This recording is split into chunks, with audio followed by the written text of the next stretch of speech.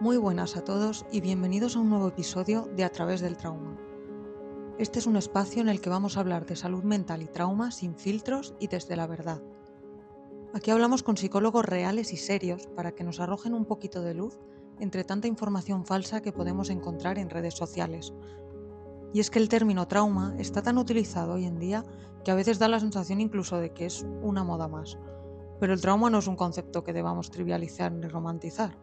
No todo es trauma y, sin embargo, cuando realmente está presente, puede marcar la vida de una persona de manera muy profunda.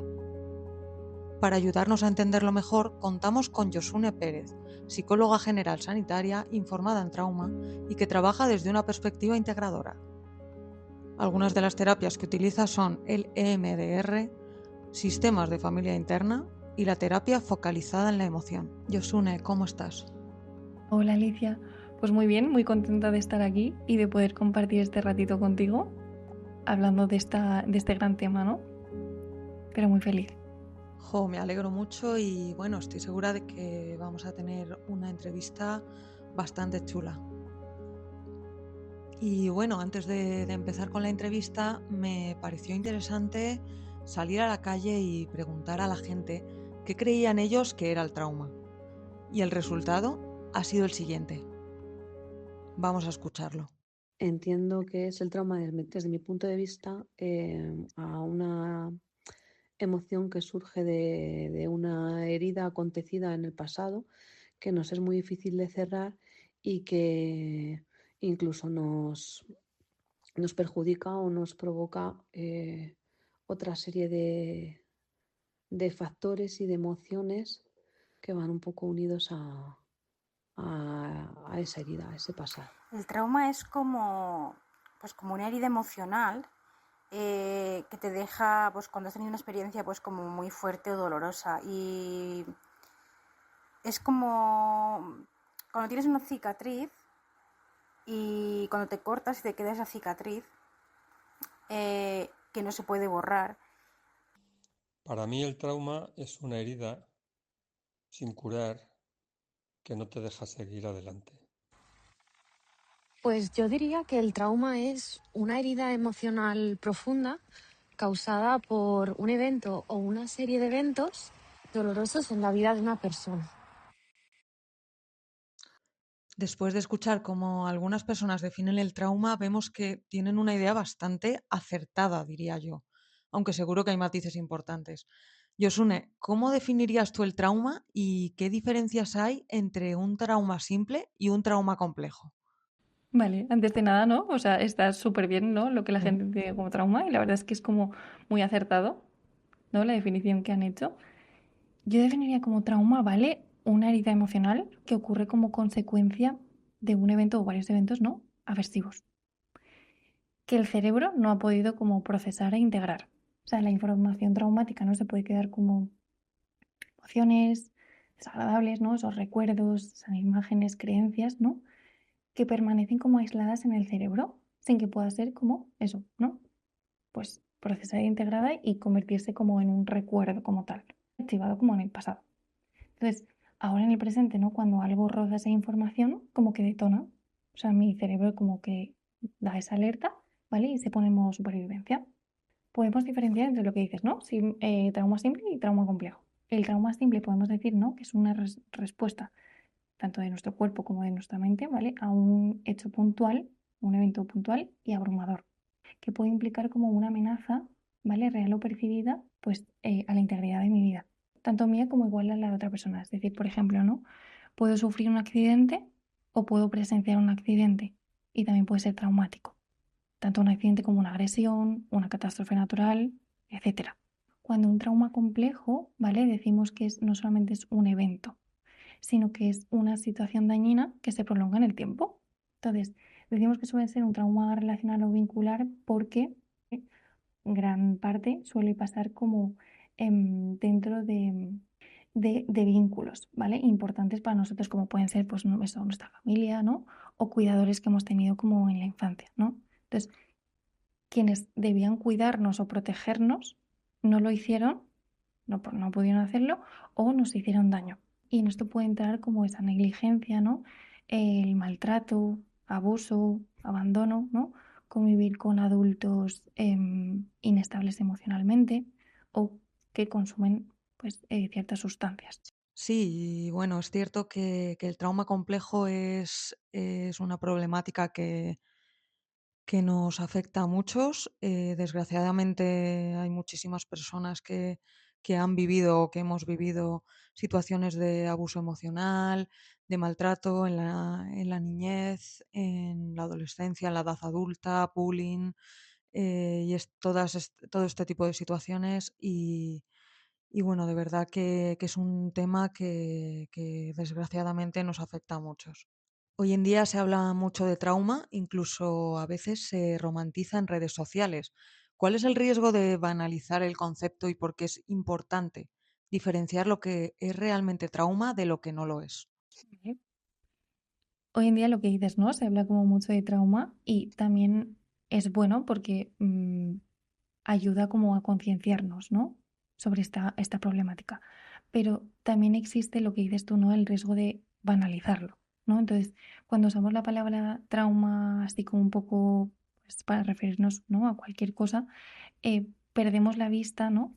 de la profundidad que es esta problemática, ¿no? Y sobre todo de las personas que lo sufren, porque es un impacto emocional que es muy fuerte y es duradero. Entonces, el hecho de que podamos usarlo, ¿no? a la ligera puede hacer como que esas personas que sí que lo sufren, ¿no? y saben lo que es vivir pues el día a día con esa problemática, se sientan como invalidados de alguna forma, ¿no? Porque al final estás como invalidando como toda esa experiencia que ellos están viviendo. Igual comparándola, ¿no? con igual un acontecimiento que ha pasado y que decimos, oye, pues no ha sido esto traumático. Claro, totalmente, totalmente. Te puedes sentir incluso que lo que has vivido no tiene ningún tipo de importancia y sí, eso es, la verdad es que es bastante perjudicial para las personas Total.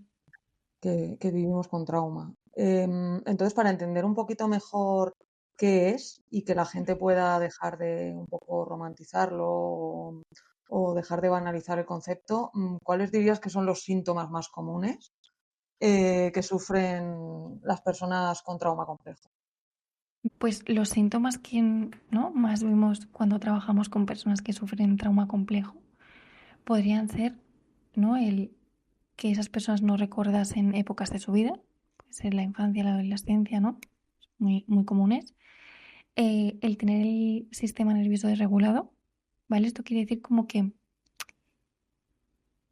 en el presente puede ser como que sienta mi cuerpo todo el rato como que está en alerta de algo malo va a pasar, ¿vale? O estar como sentirme ansioso, con mucha ansiedad.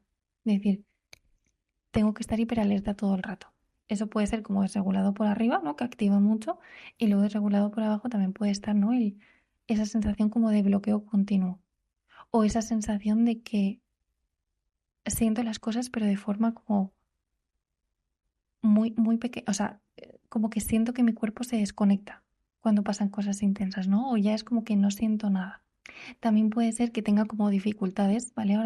A la hora de conectar, de sentir y regular mis emociones. O sea, es decir, hay momentos en los que igual pues no siento nada y hay momentos en los que sale como un volcán dentro de mí, ¿no? Que hace como que no pueda controlar todo eso y saque mucho, o sea, como muy intenso. También la tendencia como a disociar, ¿vale? O sea, el sentir como que vivo en un sueño o que mi cuerpo como que está fuera de mí. También tener esos flashbacks, es decir, como revivir alguna escena, ¿vale? Que he pasado, o tener esos flashbacks más emocionales, ¿vale? Que son como em, detonan emociones muy intensas, ¿vale? Que corresponden no al presente, porque es como que no son coherentes con lo que igual estoy viviendo ahora, pero sí que hacen como conectar con algo que yo viví y que o sea, ella hace que se vuelva como mucho más intenso, ¿no? Mucho más explosivo. También puedo tener como esas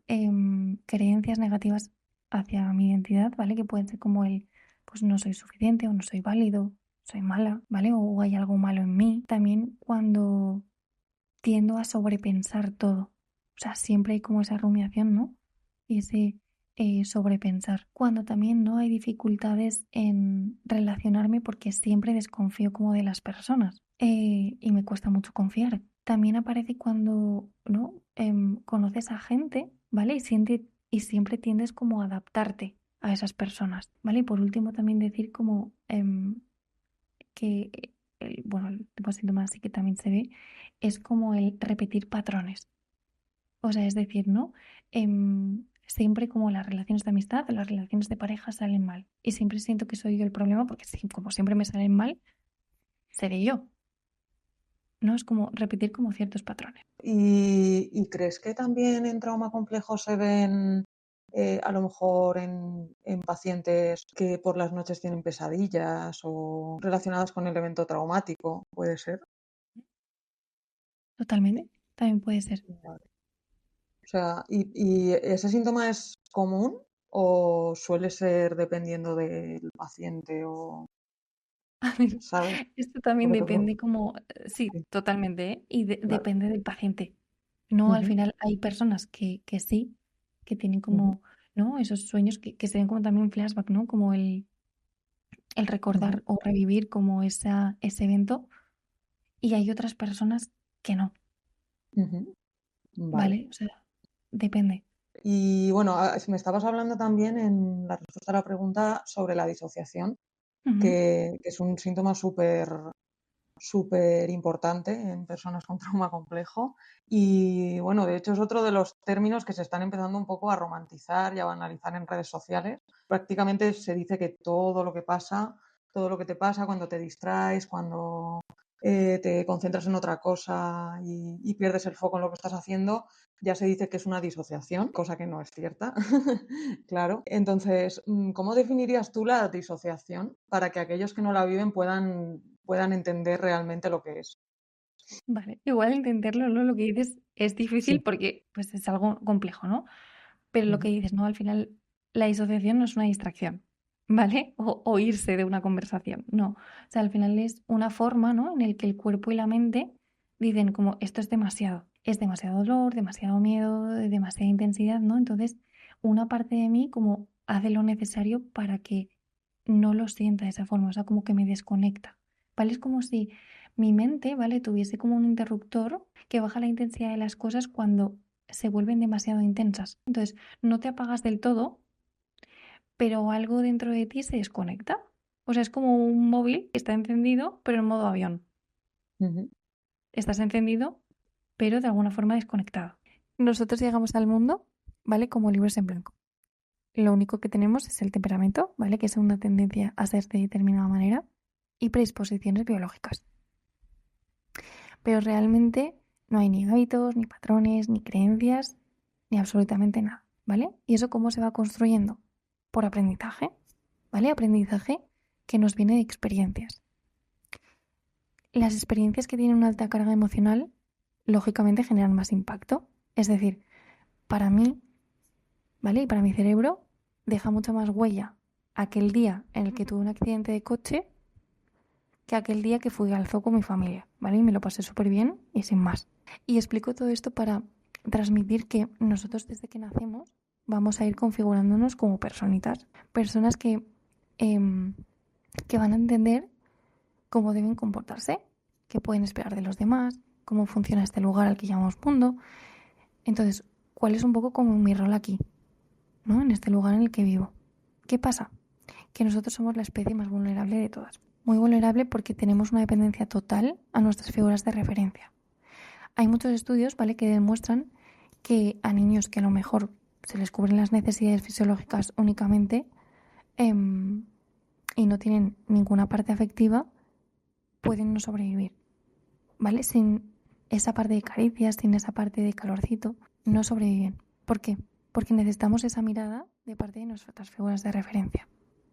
¿Vale? Entonces, ¿qué pasa? Que cuando nuestro cerebro no tiene, lo que va a hacer es adaptarse a lo que tiene, pero sobre todo a lo que no tiene. Y va a intentar sobrevivir con ello. ¿Qué es lo que va a buscar para sobrevivir? Pues esa atención de los padres, de esas figuras de referencia. Es decir, si no soy vista, ¿esto a qué me va a llevar? A voy a desechar lo que no funciona y a repetir lo que sí funciona. Así es como vamos aprendiendo, ¿vale? Entonces, no hay niños que nazcan siendo perfeccionistas, que nazcan siendo controladores, que nazcan siendo cuidadores y que hacen todo bien. No, aprendiste a hacer eso para ganar esa atención de, pues eso, de tus figuras de referencia, para ser visto. Y si funcionaba de esa manera, lo que vas a hacer es repetirlo. Por lo tanto, ¿vale? Esa es mi experiencia. ¿Y mi experiencia qué me va a llevar? Me va a llevar a lo que llamamos identidad. La identidad es la percepción, ¿vale? Y la conciencia que tenemos sobre nosotros mismos. Tiene 3 partes, ¿vale? Que son yo, los otros y el mundo. Es decir, mi identidad tiene una tríada y es que yo sé cómo me tengo que comportar yo, de cómo se deben comportar los demás y cómo se comporta el mundo. Entonces, en esta parte de la identidad generamos creencias, ¿vale? Lo que llamamos creencias nucleares. Creencias que pueden ser, por ejemplo, pues tengo que ser perfecta para que me quieran, tengo que cuidar de los demás, el amor no es para siempre, necesito controlar para sentirme segura, ¿no? Las personas me hacen daño o hay algo malo en mí, ¿no? Entonces, generamos creencias nucleares que van a ser como nuestro libro de instrucciones, que si de repente ahora abro mi cuadernillo, ¿no? Y me encuentro todo esto, ¿a qué me va a llevar? A generar lo que en consulta, ¿no? Llamamos defensas o esas partes internas, ¿vale? Esas defensas van a ser lo que me permite protegerme de esas creencias. Es decir, si yo, por ejemplo, ¿vale? Imagínate que si para que me quieran tengo que ser perfecta, eso significa que si no soy perfecta, no me van a querer. No me van a valorar, ¿no? Me van a rechazar. Entonces, voy a tender al perfeccionismo. Tengo que cuidar de los demás porque a lo mejor también me abandonan, también me rechazan. Entonces, me conecta con todo eso que he vivido, ¿no? Entonces, vamos creando ese rol de cuidado, de perfeccionismo, ¿no? De responsabilizarme. Y así es como se van creando como esas partes, ¿no? Estas partes de las que hablamos son como más directivas, ¿vale? O sea, es como que previenen el que yo conecte con el no soy suficiente o no soy merecedora de amor. Y luego también tenemos como esas partes que aparecen cuando ya he conectado con esa creencia de no soy válida, ¿vale? O esas emociones muy desagradables. Que ahí es cuando se activan esas partes bomberas, ¿no? Las que llamamos, que son más reactivas, que aparecen cuando ya el fuego está ahí y aparecen para apagarlo, ¿vale? Son como, podrían ser esas partes de adicciones, de atracones, ¿vale? Esas partes como más autolesivas. Claro, aquí entraría un poco esas conductas impulsivas y autodestructivas, ¿no? Que utilizan los pacientes, las personas que sufren trauma, para un poco regularse en momentos un poco más de detonación, por así decirlo, ¿no? Totalmente. O sea, aquí es cuando no, cuando yo estoy conectando con algo muy intenso para mí, o no soy válida o no, o no soy merecedora de amor, o alguna sensación, ¿vale? ¿Qué pasa? Que se activan estas partes para apagar ese fuego. Tienen esa función como de protegerme, aunque no sea, ¿no? De la forma más adaptativa en el presente, pero esas partes, como buenamente pueden, haciendo lo que pueden también, intentan protegerme de que no me sienta así. Entonces intenta como desviar como este foco, ¿no? Pues ahora pues tomo X sustancia o como X, ¿no? O me corto, ¿no? Al final como que redirigen un poco para no sentir ese dolor. Vale, perfecto, claro. Entonces la función que tienen es precisamente proteger a la persona del que sienta ese dolor, claro, efectivamente. Totalmente.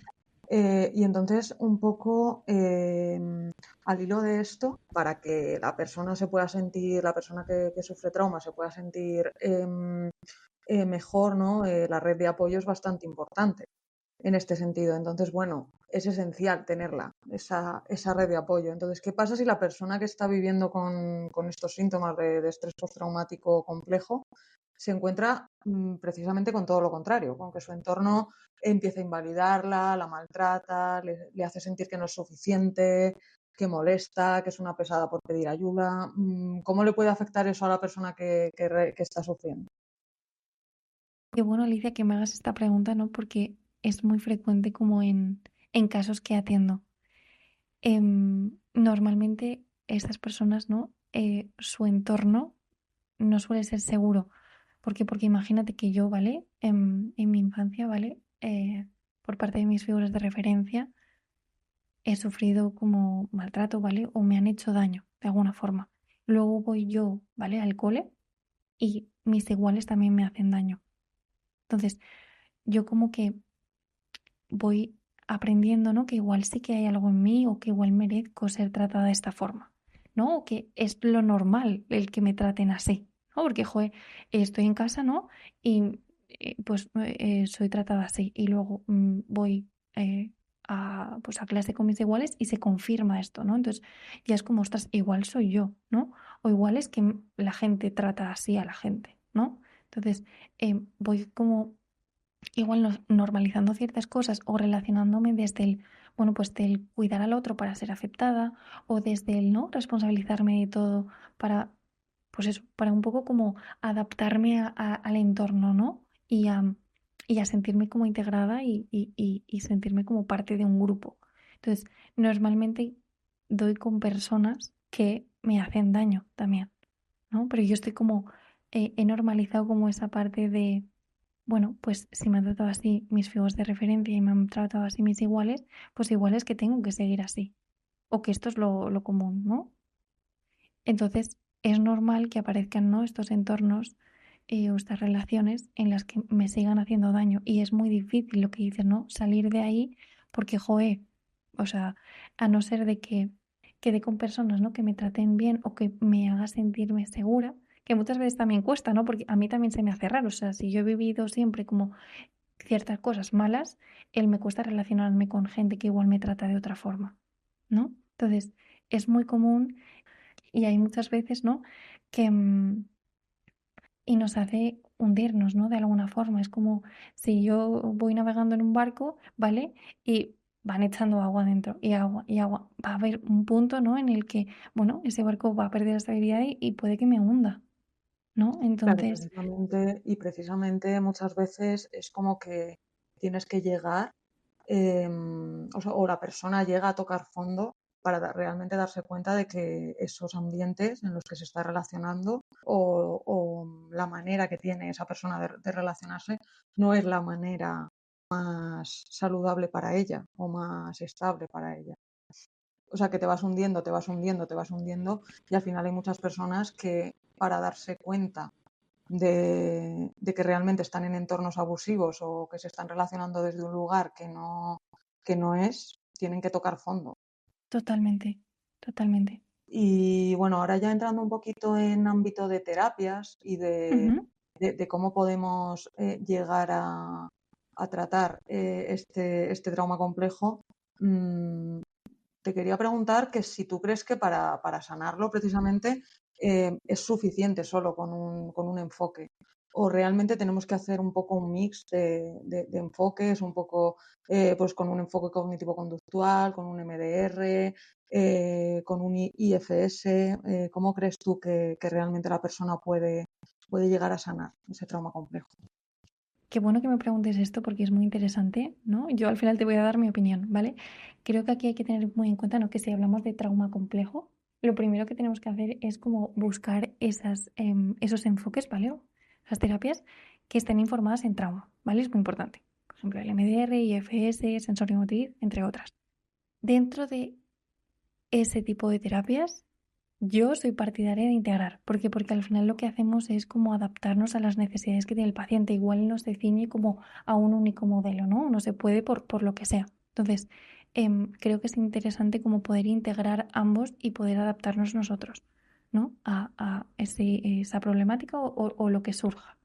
¿No? Entonces, por poder se podría, pues puede ser que con un enfoque, ¿no? Únicamente centrado e informado en trauma, se pueda. Pero al final para mí es mucho mejor el poder integrar porque las terapias también tienen sus limitaciones, ¿no? Entonces, pues teniendo en cuenta eso, pues creo que es como mucho más eficaz el poder integrar. Totalmente, totalmente. O sea, yo desde mi experiencia tratándome, que he visto, o sea, en mi caso, por ejemplo, yo empecé tratándome con un enfoque concreto, ¿vale? Vale. En mi caso, con cognitivo-conductual. Y sí que Ujú. me di cuenta de que sí, avancé bastante, pero sí que había una parte por debajo que seguía un poco sintiéndome o sintiendo Vale. que realmente tenía, o sea, el problema era yo, que realmente seguía sintiendo culpa por cosas que hacía, quizá por poner límites o por conductas que había modificado, y sí que me hizo falta después empezar a trabajar con otro tipo de enfoques como MDR, como familias internas, sistemas de familias internas, un poco eso. Y creo que realmente en mi caso, por lo menos, sí que me ha hecho falta hacer un poquito de todo.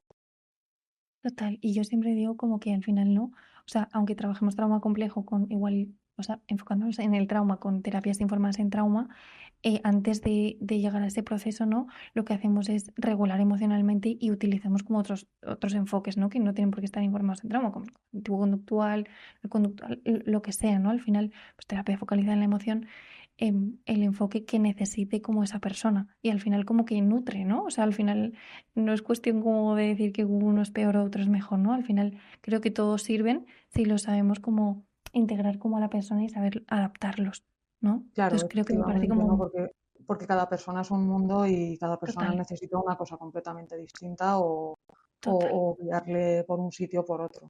Totalmente, totalmente. totalmente. En este caso, a mí me Ujú, interesa mucho el tema de la terapia EMDR, porque hoy en ujú, día hay vale, muchísimos terapeutas que están en contra de este tipo de terapias, ujú, y de la terapia EMDR, y sí que me interesa que podamos explicar un poco cómo funciona realmente esta terapia y cómo ayuda a integrar el trauma, porque por ejemplo en mi caso, y he visto muchísimas personas que sí que han trabajado con MDR y sí que han obtenido resultados satisfactorios. Entonces, ujú. ¿cómo funciona y cómo realmente ayuda a integrar el trauma? Vale. Y también no viendo que igual a eso a mucha gente no le tiene por qué gustar, al igual que pues no todos nos sentimos cómodos con todos los enfoques y está bien, ¿no? Pero al final sí que demuestra como eficacia.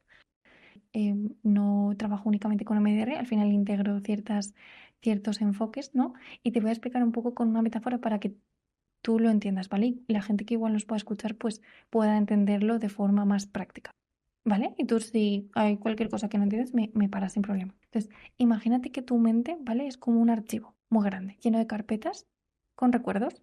Cuando todo va bien, los recuerdos se guardan en orden, con fecha y con la historia completa. Pero ¿qué pasa cuando vivimos algo muy doloroso o traumático? Que tu mente entra en modo supervivencia y nos enfocamos en sobrevivir. Entonces, ese recuerdo no se archiva bien, ¿vale? Es como que queda suelto, incompleto, como si estuviese tirado en el suelo, sin fecha, sin contexto. Entonces, se activa como si aún estuviera pasando en el presente. Entonces, ¿qué pasa? Que con IFS lo que hacemos es entender que hay partes, ¿vale? Dentro de ti que reaccionan a ese recuerdo. Pues hay una parte que está muy asustada, ¿no? Con que vivió aquello. Hay una parte que evita sentir. Hay otra parte muy exigente, ¿no? Que te exige ser fuerte. Entonces, en terapia, como entendemos, ¿vale? Esas partes desde el IFS, ¿vale? Y también les decimos como que esas partes nos ayudaron en el pasado, pero ahora estamos en el presente y no están solas. Y luego, por otra parte, ¿no? Ya cuando esas partes están preparadas y nos dan permiso y podemos acceder como a esa parte más traumática y más dolorosa, ¿vale? Esas cargas con emociones y creencias dolorosas y cogemos MDR, ¿vale? Y ayudamos a la mente a que procese ese recuerdo. Es decir, es como si le diésemos la oportunidad a ese recuerdo de guardarse en el archivo correspondiente, ¿vale? Para que en el presente no active. Como, ¿no? Dice Anabel González, que al final nosotros tenemos una herida y lo que hacemos con todo esto, ¿vale? Procesando e integrando este recuerdo, es como que la sanamos, ¿vale? Y se vuelve cicatriz. O sea, al final las cicatrices no duelen. Por mucho que yo toque, ¿vale? No me va a doler como me duele esa herida, Vale. ¿vale? O sea, esa cicatriz va a estar ahí y es una huella, pero no va a doler. Luego también veo que ahora mismo se están haciendo populares muchas formas, muchas terapias o pseudoterapias, como se llaman, como por ejemplo las constelaciones familiares o las terapias de liberación emocional, que realmente lo que hacen es obligar a la persona a revivir una y otra vez esas experiencias traumáticas de forma muy brutal, de forma muy incisiva, quizá. y muy invasiva. ¿Cómo trabaja la terapia centrada en emociones para que la experiencia no sea retraumatizante como cuando se trabaja con estas pseudoterapias? Pues al final aquí también es importante como hacer una diferenciación, ¿no? Al final la psicoterapia es un proceso basado en evidencia científica y realizado por profesionales que están formados y regulados, mientras que las pseudoterapias no. Y también en psicoterapia utilizamos técnicas avaladas y en las pseudoterapias pues obviamente no. Y también hay muchas veces como que ofrecen como esos milagros, ¿no? Esos cambios milagro o el pues sanarte rápidamente, ¿no? Cuando realmente es un proceso, ¿no? Y puede llegar a hacer como mucho daño, ¿no? A estas personas que sufren tanto y buscan como esa ayuda como desesperada, ¿no? De poder sentirse bien, sentirse seguros, en calma, ¿no? Entonces, es de verdad que es muy, muy, muy, muy peligroso, ¿vale? Entonces, es un momento difícil, ¿no? En el que la gente sufre mucho, el que tú puedas ver qué tipo de terapia vas a hacer, ¿no? Y si está avalada, si tiene eficacia, ¿no? Si están formados, porque puede Ujú. perjudicarte más que te ayude, ¿vale? Vale, Entonces, perfecto. Claro, o sea, porque es que al final la salud mental, el trauma, no es algo que se vaya a solucionar o a sanar de forma súper inmediata, sino que realmente es un proceso, hay que llevarlo con cuidado y hay que saber lo que se está haciendo. total. Y con respecto a lo que me has dicho, ¿no? Y cómo nosotros trabajamos con terapia focalizada en la emoción, podemos decir, ¿no? Que antes de entrar en trauma, ¿vale? Y trabajar con estas terapias en formas en trauma, lo que hacemos es llevar un proceso de regulación emocional, porque yo no puedo trabajar contigo trauma si no estás en ventana de tolerancia, ¿no? Entonces, al Ujú, final aumentamos como esa ventana para que pues, tus emociones estén más reguladas y podamos luego eso, trabajar el trauma, ¿no? Si tú estás muy desregulada emocionalmente o no has trabajado, ¿no? Has tenido un previo proceso de regulación emocional, puede ser como que tengas reacciones, ¿no? O emociones muy intensas que no me dejen trabajar en procesar, sino todo lo contrario, ¿no? Pueden hacer que retraumaticemos. Y lo mismo ujú. por abajo, o sea, si tú estás disociada, yo no puedo trabajar trauma, Claro, porque es porque no hay imposible que... integración, o sea, no se puede integrar desde ahí. Entonces tiene que haber un proceso previo de regulación emocional y eso tarda también. Ujú. Claro, es un trabajo, un trabajo que requiere su tiempo, efectivamente.